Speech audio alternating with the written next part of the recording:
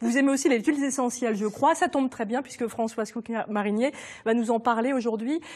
Aujourd'hui, huiles essentielles et santé mentale. Pourquoi vouloir nous parler de ça aujourd'hui, Françoise? Parce qu'il y a une étude qui vient de sortir, ou en tout cas les résultats Covipred, qui a été lancée en mars 2020, au début de cette pandémie. Et on a eu les résultats il y a 15 jours, le 18 janvier, qui a montré justement que seulement 80% des Français considéraient qu'ils avaient une vie plutôt agréable.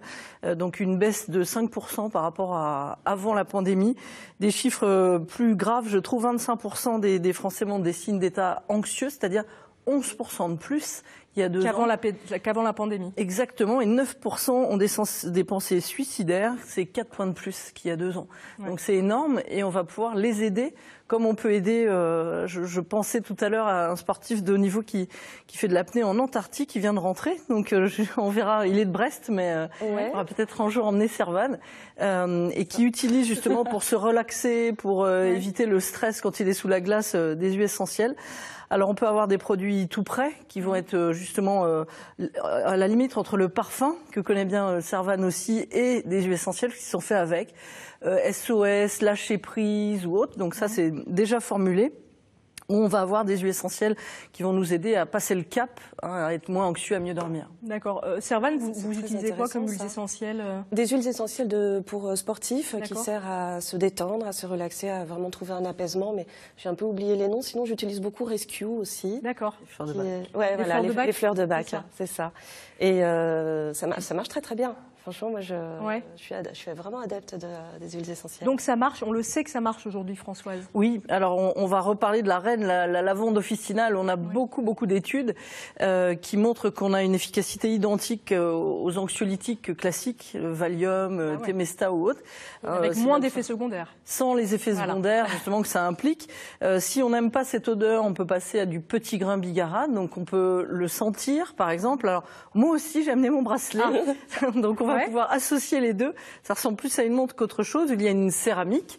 On est en Nouvelle-Aquitaine, donc vive la porcelaine et la céramique, où on va mettre dessus des gouttes d'huile essentielle et on va pouvoir sentir lorsqu'on aura besoin, fermer lorsqu'on n'en a plus besoin, mais c'est assez simple et ça peut nous accompagner dans tous les moments. Je suis curieuse de voir ce petit bracelet. Donc on peut avoir et le bracelet anti-agression et puis ce petit bracelet en même temps qui détend. Je ne sais pas si je vais réussir à le mettre. Ouais. Hop, il s'ouvre comme il s'ouvre, ouais. Donc la lavande, le petit grain, ça ce sera effectivement dans tout ce qui est amélioration de ces angoisses, les pensées suicidaires. On aura plus de la marjolaine à coquille, qui est justement plus euphorisante, qui va nous aider à passer les caps, et ce sera forcément intéressant. Lâcher prise aussi par rapport à cette pandémie, on peut parler de la résilience. Ça, c'est Boris Cyrulnik qui nous en parle bien. C'est la capacité d'adaptation d'une personne, c'est très compliqué. Je pense notamment à ma maman, elle a connu très jeune, mais la guerre, comme elle dit, ça passera, mais il faut nous aider à passer le cap. Donc là, on peut s'évader. On parlait par exemple de Nouvelle-Calédonie tout à l'heure, avec de l'huile essentielle de frangipanier qui nous permet de sortir des murs, lorsque on ne peut pas voyager, par exemple. Ça, c'est intéressant à sentir. On peut mettre ça aussi dans un petit roll-on comme ceci. Alors, autant mettre des choses rigolotes, jolies. Je vais le prendre, hop, voilà. Voilà, on peut se mettre ça sur le plexus solaire, sur le poignet, par exemple, ici. Voilà, sentir, on peut l'utiliser comme un parfum aussi en mettant derrière les oreilles. Le frangipanier, ça sent les îles, ça sent un peu comme on connaît le monoï, par exemple. Et il y en a beaucoup d'autres comme ça. Les vacances, oui. La vanille aussi, on a de l'oléorasine de vanille. Et puis enfin, il y a cette incertitude. Quand est-ce que ça finit ? C'est Christophe André qui nous dit notre cerveau est allergique à l'incertitude. Donc effectivement, on n'a jamais eu autant d'incertitudes. Est-ce que c'est fini? Quand? Comment? Et on n'aime pas, on aime des choses stables. Donc là, effectivement, on va s'évader avec des conifères, par exemple, la pruche du Canada, ou simplement des sapins, ou la térébenthine de Nouvelle-Aquitaine. C'est l'huile essentielle de la résine de pin des Landes, notamment. Et ça aide aussi à sortir. On s'en sert aussi dans les hôpitaux.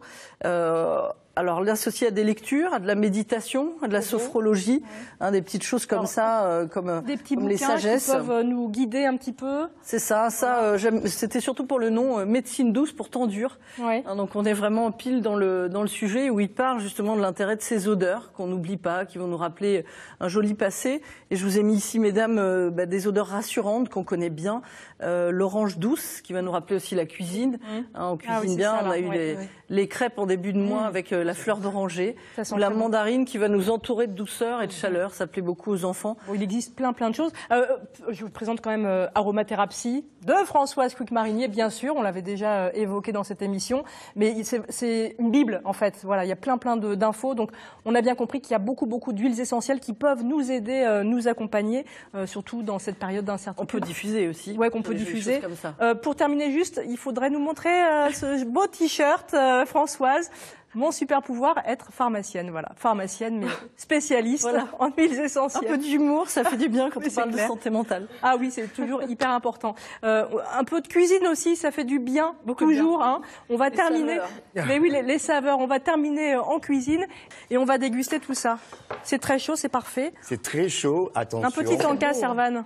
Mais j'ai très faim, moi j'ai hâte de déguster. Est-ce que vous aimez la cuisine, Servane?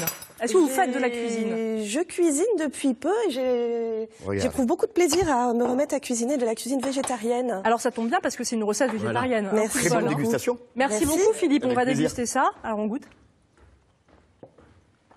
Un petit gratin délicieux. Oh là là. Effectivement, c'est simple comme tout. Et moi je rajouterais une huile d'olive avec de l'huile essentielle de basilic. C'est vrai qu'on peut s'amuser avec les huiles essentielles aussi en cuisine. Mais c'est excellent. Ouais. C'est très bon, c'est délicieux, je me régale, vraiment. Ça va bien avec votre condition de sportive aussi, qui fait de l'apnée, d'être végétarienne aussi. C'est ce que vous me disiez. Oui, tout à fait, c'est très lié parce que on est obligé d'entretenir quand même une certaine forme physique, de manger beaucoup de féculents, de manger beaucoup de légumes.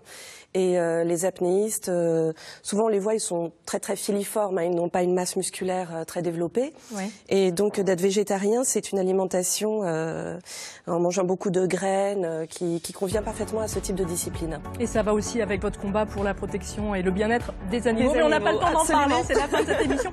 Merci infiniment de nous avoir accompagnés ce matin, Servane, Françoise. Merci. À vous aussi qui êtes devant votre écran.